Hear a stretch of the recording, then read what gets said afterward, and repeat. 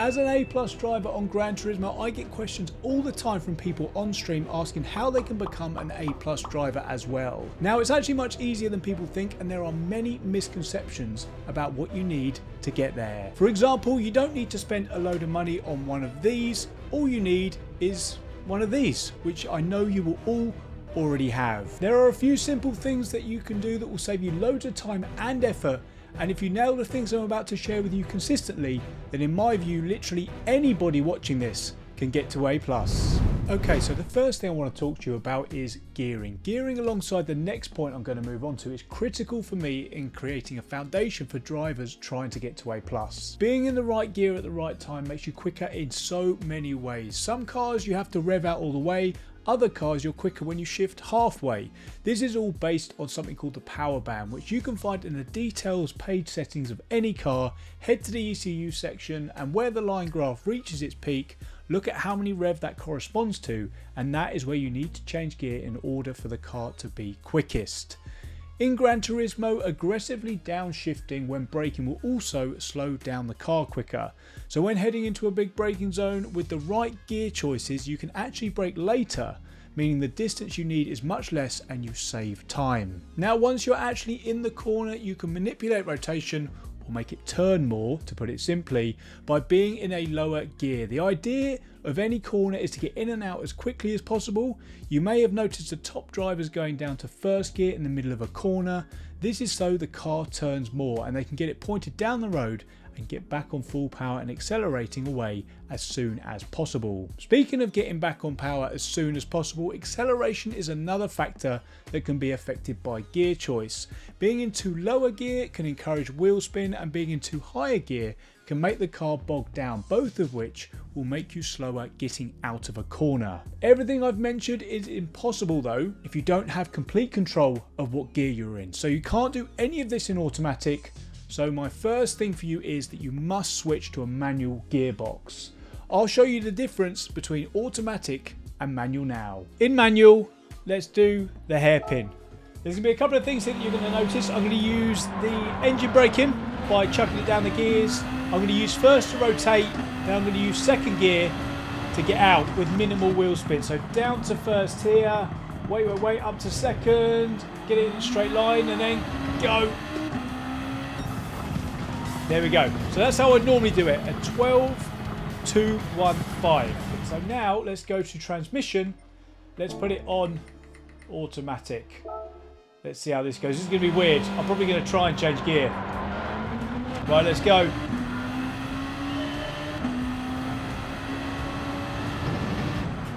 Stop, please.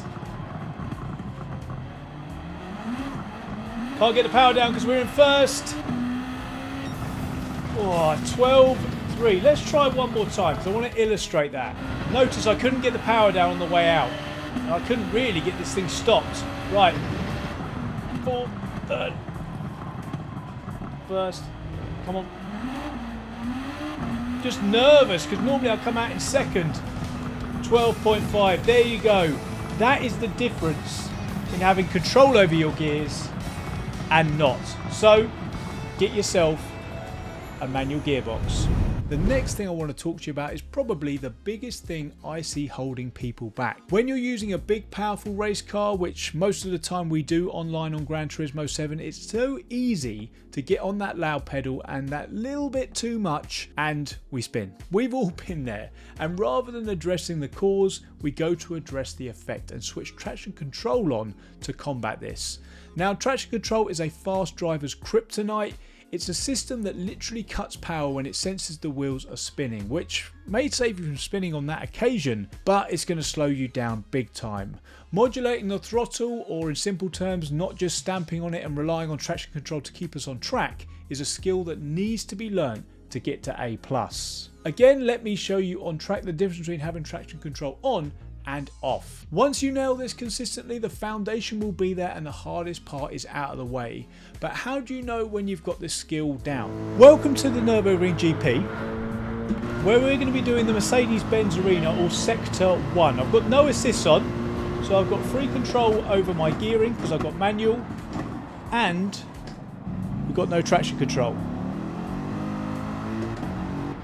And I thought this would be a good sector and a good car combination actually, because it's tight and this car likes to break away from you a little bit. So look at the gear choices I'm using. Third out of there, second out of the one before. Let's see what our time is here. A 32.466. Gold. Now, let's try and replicate that with traction control on. So here we go, coming down to turn number 1. Slam on the anchors here. First gear. Gone a bit deep, but that's okay though, because I'll just floor it. It's fine. No worries. Traction control is going to save us. Same again here. On the power on the way out. Traction control just saving us all day long. Around we go here. Late apex. Well, missed apex.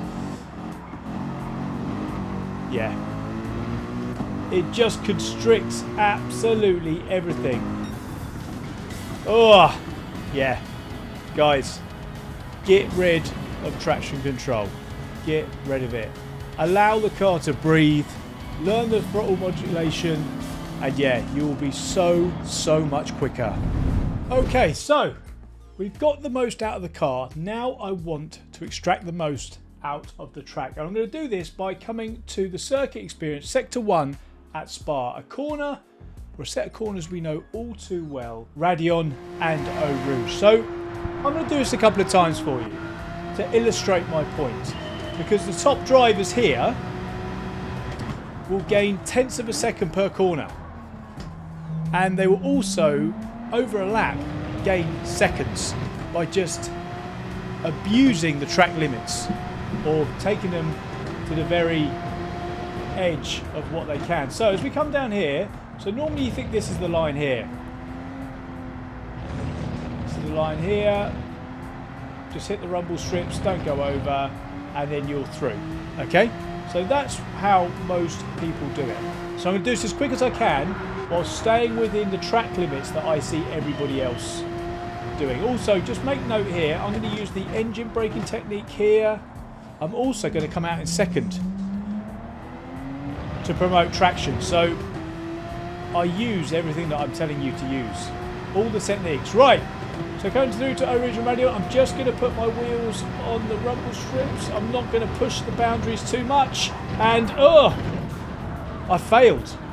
And that is because I have tried to keep my foot flat when coming in at a different angle. And the reason I've come in at a different angle is because I'm respecting the track limits a little bit more. So let's try it again. And I'll show you how I have to get off the throttle just to make the corner if I use the track limits that the vast majority of people use. So here we go again. Coming down. I'm scared. So I'm going to lift actually. Get over this side. And just make sure I'm not over there. What's the time as we cross the line? And what's the speed as well? 140, 148 and 130.336. So our top speed was a 148. We didn't even make 150 miles an hour. There you go, completely flat. 152, 3, 4, 5, 6, 7, almost 10 miles per hour quicker, and we've done a 129.160. So the difference between that is, let me talk you through it. As we come out, straighten up, we cut that whole thing, but the track allows it. That's the track limit, which allows us to be straighter. Straighter car, lesser angle, means we don't have to get off the accelerator, and that is my next point. Look at this first corner here that they're going to do in this test. Get yourself over there. Watch now.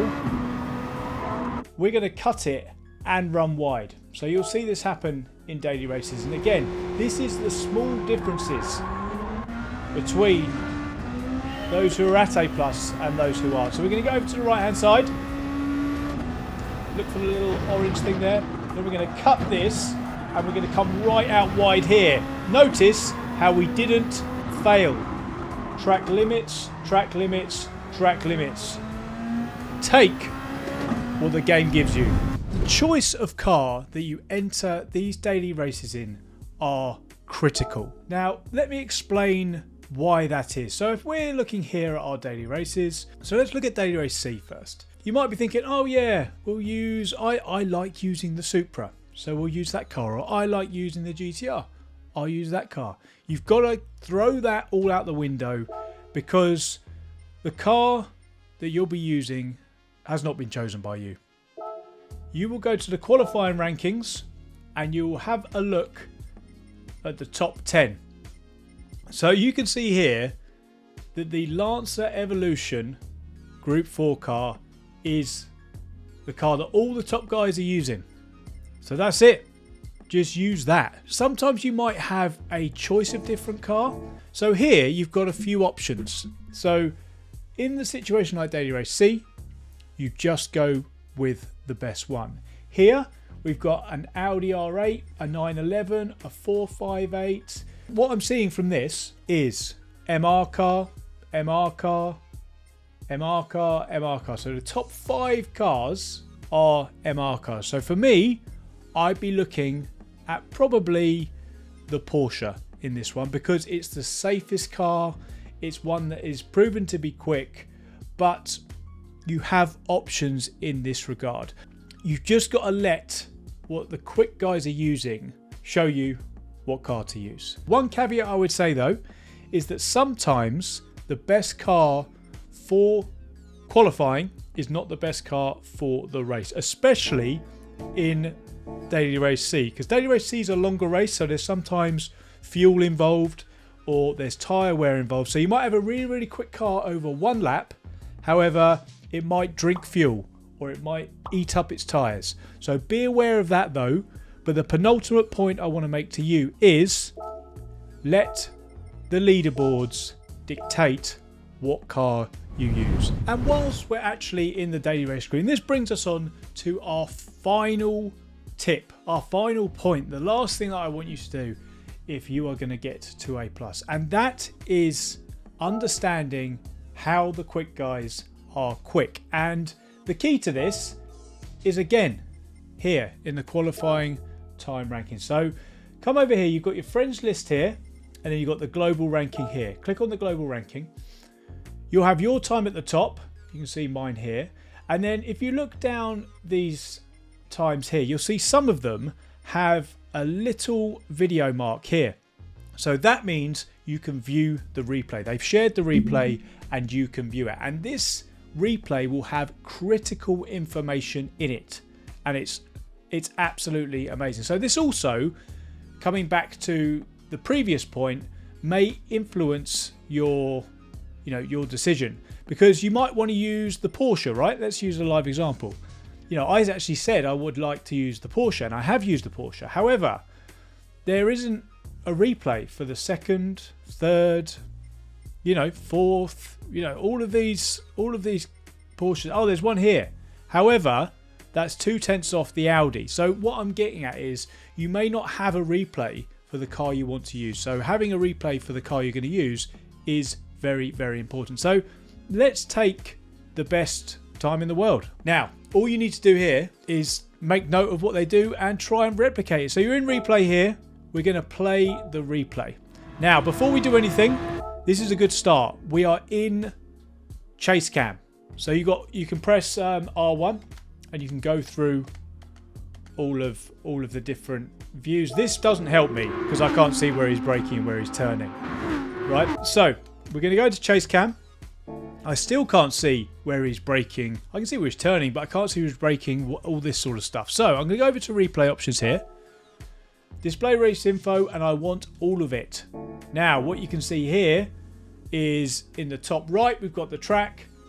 Across the bottom, we've got all the car telemetry and all the inputs, and you can see exactly what's going on. I'm looking for a few things here. First thing I'm looking at is where is he changing gear? Is he accelerating? Is he revving this car the whole way out?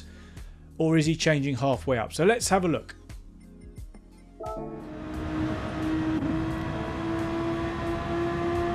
There you go, quite clear. You see that? He's revving it all the way through fourth and then it changes to fifth. So we now know we can rev this car all the way to the top. Next thing, I'm interested in the biggest braking points. That's all I'm really interested in. I can work out the rest as I go. Looking at my pointer here, I'm going to look for the braking zone for turn number 1. what I call turn number 2, which is the tunnel. 3, see how they take this one. 4, 5, 6, 7. So this now whole track, all you need to do is remember 7 things. And you know, you can do this, you can put it on your phone, you can open up a Google document, you can do whatever you want. But I normally do, and I'm going to do it right now, T1, I'm then going to know what gear he's in and then where he's braking. So let's go down, let's have a look. So turn number 1 here, let's have a look. Slight lift, he's staying in 5th, that's it. So there's no braking there. Where's he braking here? Right. So, T1, lift, that's it. And then we're going to go T2. So turn 2, T equals turn. And we're going to look for a marker. So he's coming through here. I can see here a fairly big marker here where he brakes at. I know he's going to brake at the end of that yellow barrier, that tyre wall right there. But bear in mind, guys, he's the quickest car in the world. So bring it back a bit. Start braking, I don't know, at the start of, you know, this sort of stuff you can look at. The start of this tyre mark here. You can count the chevrons back. You can see where, if you want to get real granular about it, this bit of dirt here. But for me, I like to work on where they are and bring it like a car back. So let's see where he's going to be braking here.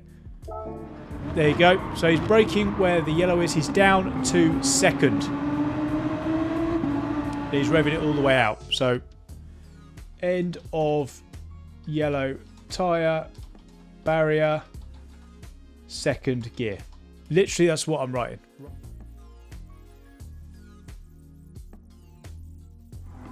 And it's worth just taking these 3 or 4 minutes just to go through this.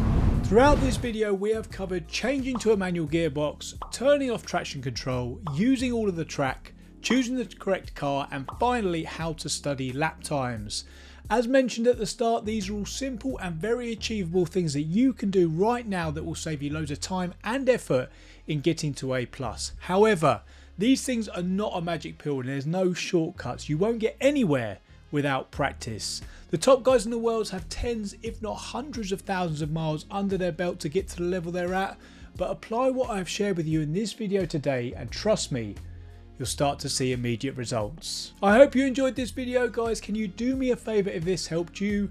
Can you help me by hitting the like button and subscribing to the channel if you haven't already?